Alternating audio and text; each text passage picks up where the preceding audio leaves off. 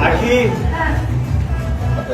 মাই god, 43 বছর বয়সে এসে তৃতীয়বারের মতো বিয়ের পিঁড়িতে বসলেন জনপ্রিয় অভিনেত্রী শিমলা। হ্যাঁ ভিউয়ার্স, আমরা সেই শিমলার কথাই বলছি, যে কিনা 1999 সালে ম্যাডাম ফুলি সিনেমা করে ব্যাপক জনপ্রিয়তা অর্জন করেছিলেন। তো অভিনেত্রী কাকে বিয়ে করলো, কত টাকা দেনমোহরে বিয়ে করলো, চলুন ঘটনার বিস্তারিত জেনে আসি।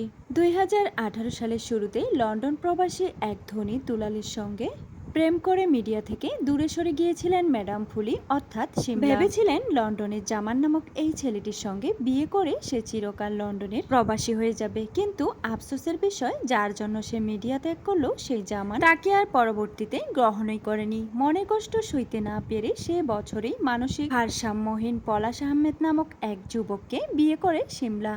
কিন্তু পাগলের সাথে তো আর বেশি দিন সংসার করা যায় না, তাই না? তাই তো মাত্র 1 বছরের মাথায় অর্থাৎ 2019 সালে সেই যুবকের সঙ্গে তার ডিভোর্স হয়ে যায়। এরপর থেকে একেবারেই ক্যামেরা থেকে আড়াল হয়ে যান শিমলা। পরবর্তীতে জানা যায় সে ভারতে আশ্রয় নিয়েছে এবং সেখানেরই একটি সিনেমায় কাজও করেছে সে, যদিও ওটাই ছিল তার শেষ সিনেমা। 2024 সালে সে আবারও বাংলাদেশে আসে এবং বিভিন্ন প্রোগ্রামে অংশগ্রহণ করার মাধ্যমে কেউই তাকে এখন আর তেমন একটা পাত্তা দিচ্ছে না। তাই তো অপমানিত না হয়ে মিডিয়া থেকে নিজেই আড়াল থাকার চেষ্টা করলেন। সর্বশেষ সম্প্রতি তার তৃতীয় বিয়ের খবর প্রকাশ্যে আসে। এই ভিডিওটির মাধ্যমে জানা যায় তার দীর্ঘদিনের প্রেমিক নিলয়কে বিয়ে করেছে সে। ইতিমধ্যে তার ভিডিওটি সামাজিক যোগাযোগ মাধ্যমে ব্যাপক ভাইরাল এবং আলোচনার জন্ম দিয়েছে। তবে এটা তার বিয়ে কিনা সেটা এটা নিয়ে রয়েছে প্রশ্ন।